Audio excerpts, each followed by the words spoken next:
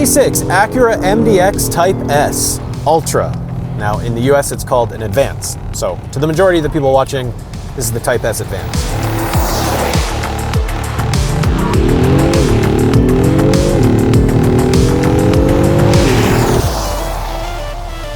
So the Type S gets a 3-liter turbocharged V6 that makes 355 horsepower and 354 pound-feet of torque. So you're getting about 65 more horsepower than the regular MDX. This has a 10-speed automatic transmission that is specifically tuned for the MDX Type S.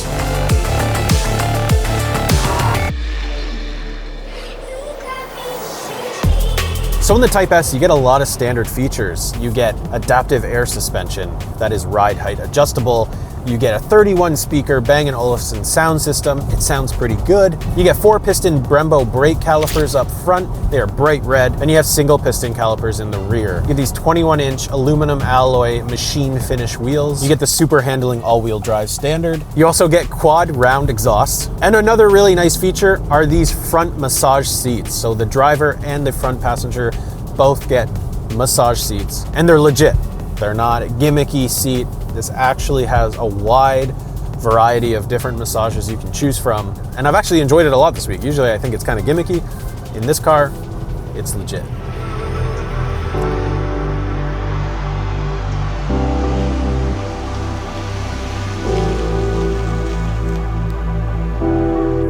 All right, it's pretty cold out here, so I'm gonna do this as fast as possible. Behind me, obviously, MDX Type S in this double Apex blue pearl. This color pops a lot on a day like today because it's dull and snowy, but I have to say, really like the overall design of the MDX Type S. I think it looks great. How about you? Well, between Instagram and YouTube, we got 625 votes for the Acura MDX Type S, and of all those votes, 79% of you approved of the design. So that's a pretty high approval rating. If you want to participate in these votes, just follow me on Instagram or subscribe here on YouTube. And I try to put out polls weekly-ish. Going forward, I think it'd be really fun to also add the results from competing vehicles. Now, I don't have a whole lot of data to go off of because I just started this YouTube channel like less than a year ago. But the closest vehicle we've done to the MDX Type S would probably be the Lexus RX 500h F Sport. Makes very similar power numbers, costs nearly the same. Well, the one that I reviewed costs pretty much the same as this MDX. Doesn't have a 3-row, but people do really cross-shop the RX and the MDX fairly often. Anyways, the RX got an 89% approval rating, so take that information and do whatever you want with it. Let's get back to the MDX. So starting price for the Type S, and really you can't add too much to it. Pretty much comes this way. You can add a few things like different rims and that sort of stuff, but as is, $94,000 here in Canada and $76,000 in the US. Just to show you how cold it is, the logo is completely frozen. Will this come off? Oh, there we go. Super aggressive front end. I have no problems with the design on the MDX, either the Type S or A-Spec or just the regular MDX. This looks really good. They've kind of lost the outline around the grille for 2025. This is a 2026, but in 2025 it was refreshed. Really big Acura logo. You've got your Type S badge on the grille and basically 4 beams per side for your headlights. They're very bright. And nice to see fog lights at the bottom here as well, and in LED. This is all legit too. Air flows through there. Is it legit on this side? It is legit on this side. Side profile is great. You've got 21-inch aluminum alloy machine finished rims, and then you've got those 4-piston Brembo brake calipers that say Acura on them, and the brakes work really well. Here we go. Oh, everything went flying in the car. Why did I do that? You've got more Type S badging at the side, and the trim is all blacked out. Also important to note, there's keyless entry on all 4 doors, and at night, the door handles will light up for you. And then at the back here, we've got those quad exhausts, and they look pretty aggressive. They don't sound overly exciting, but they look good.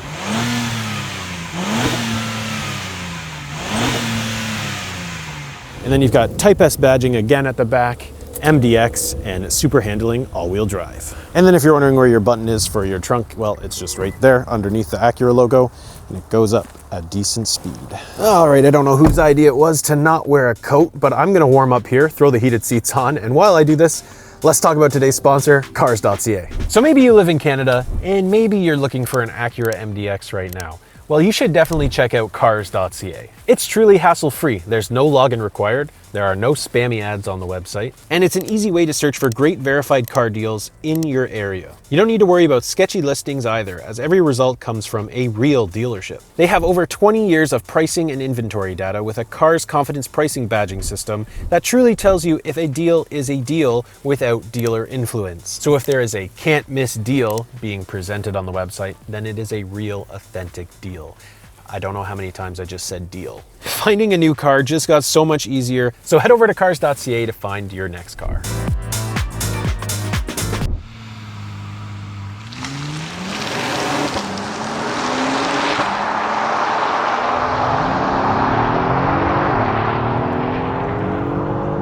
All right, so this is the first snowfall of the season today. Throughout the week, it's been pretty mild and nice, and I took a fair amount of footage during that time. I don't really like when I get this mixture of weather going on, because then it feels kind of disconnected when I show you roller shots of the vehicle, which I shot a few days ago, but it wasn't snowing. Those are just some pet peeves I have as a videographer. But I did shoot the interior yesterday when it was nice out, so let's jump to that.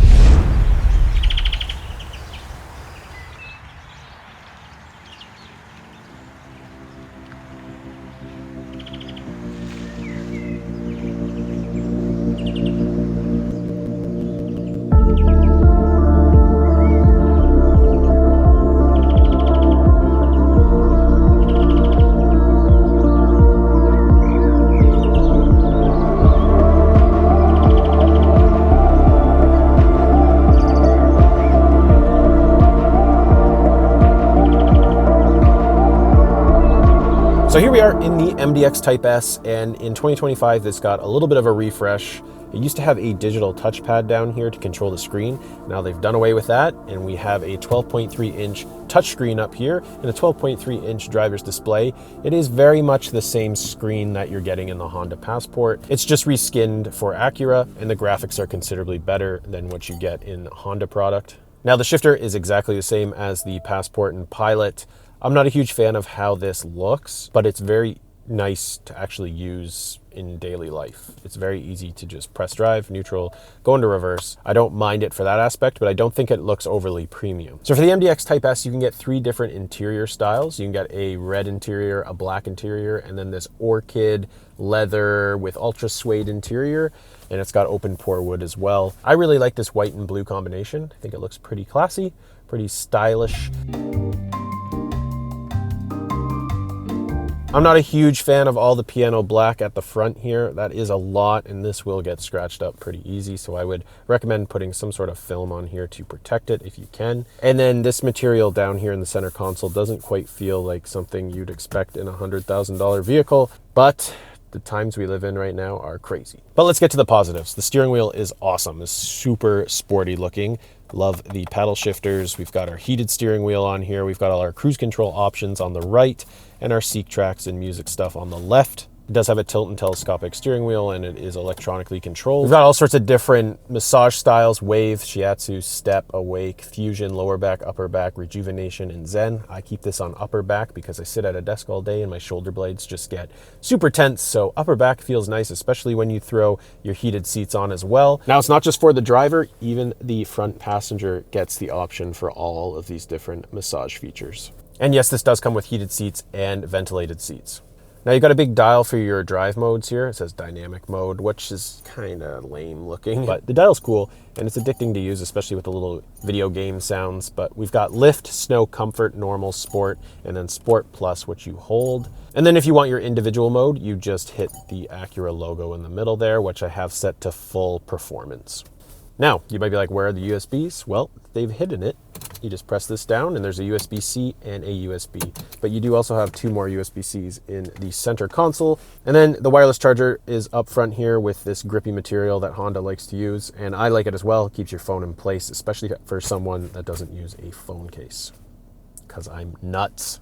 Other luxury features in here, we've got a big heads-up display, we've got a heated windshield, we've got ambient lighting throughout the vehicle, and it's classy looking ambient lighting. It's not tacky. Some cars can just be a little bit outrageous. This doesn't distract you at night when you're driving. It's very minimal, it's nice. We also have 3 memory seats on both the driver and passenger side, and these seats are very comfortable.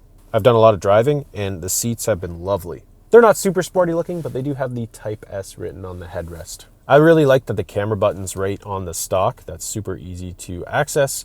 And then you have your 360 camera and you can shift between views. The camera itself is not like overly good quality. It's pretty low res, to be honest, especially for something at this price point. And similar to the Pilot, we have Cabin Talk, which basically amplifies your voice to the people in the back seats. And yes, of course, this has wireless Android Auto and wireless Apple CarPlay. And you can stretch it, or you can make the task manager part over here show up, but for the most part I just leave it stretched all the way. Back in the second row, pretty comfortable, lots of leg room. You can adjust these seats backwards and forwards, and they do recline as well. So there you go. They're not the most smooth or graceful recline, but you've got recline. You've got your sunshades. You've got your nice open pore wood with some ambient lighting. Nice materials back here, big speakers. We've got heated seats. In terms of connectivity, you got 2 USB-Cs here and a power outlet, like a 12-volt plug there. And then we have a nice panoramic roof, and it feels very open and airy in here, especially with this white interior. You might be wondering, where are the cup holders? Well, you just pull this down, and then your cup holders are right there. This is removable, and you can get it to pop up so it's easier to get in the back by just pulling that little lever there, and it comes up. You can just lift this right out of the vehicle and not even have it. So these could just be captain's chairs. So there's a couple different options for putting these seats down. You can just simply make it fold flat, or there is a button right here which will push it forward, and it makes it super easy to get into the third row. Well, super easy if you're a young kid. And then you just pull this back. It's pretty tight back here. And then one other thing to mention, you have a very flat floor in the second row, which is similar to the Pilot and Passport. It's nice. So it's nice that these seats do move forward, and you can give the people in the back a little bit more leg room. But really, it is tight back there. You've got a regular USB, a cup holder on each side, but I don't really see anything in terms of venting. So that could be an issue.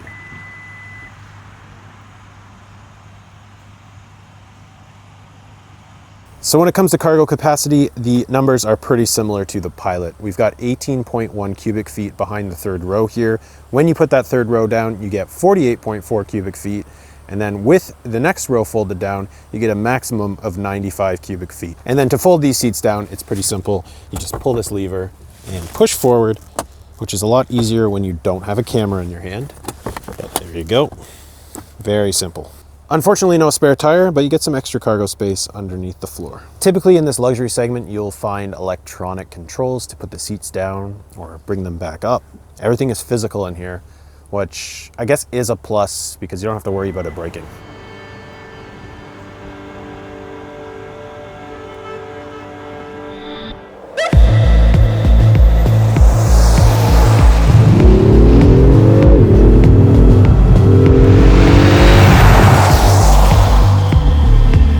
All right, so obviously it's a very snowy, wet day out here, but I do just want to launch this MDX Type S. It doesn't have launch control or anything like that. Let's throw this over into Sport Plus. Just have to hold the dial all the way to the right. You can also set up your individual settings so that it is just full sport mode when you press that button. But anyways, let's throw this into S on the shifter here and launch this thing. Building up boost, you can see the number there.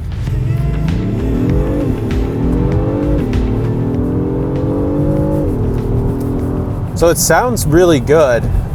Doesn't feel overly fast, but I think with this Type S, their big pull is the handling of the vehicle.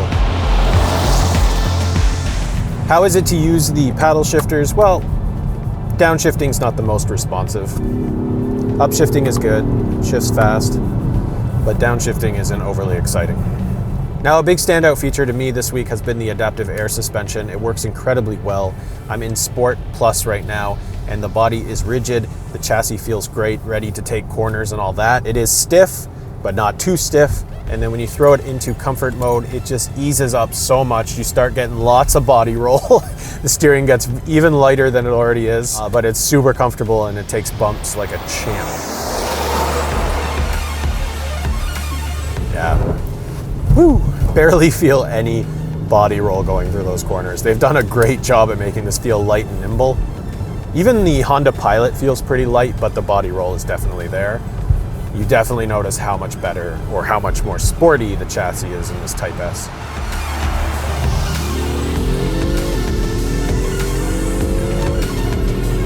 Visibility is really good, and the windshield at the back is huge. The headrest in the second row is a little big and kind of blocks that window at the back. It doesn't look like it's blocking it here, but from my vantage point it does. But it's not bad. You have all your blind spot monitoring systems. All right, so Acura has an incredibly good lane keep, as you can see here, and I don't have to have cruise control on either, which is also awesome. And it does also have the feature on the highway when you're in adaptive cruise control to change lanes for you after you signal. This is a pretty big bend in the road. Let's see how it handles it. Oh, wow. That's actually pretty good. That's really good. Some cars really freak out about this kind of stuff. It is staying over to the left a lot, but that was pretty good. Okay, so let's throw this thing into comfort mode and kind of talk about some of the negatives I've experienced throughout the week with the MDX. First one being somewhat of a rattle coming from this sunroof. Now, this happens in a lot of vehicles. Actually, a lot of the cars I've reviewed lately have had some rattles. Sunroofs are always a little bit tricky for that.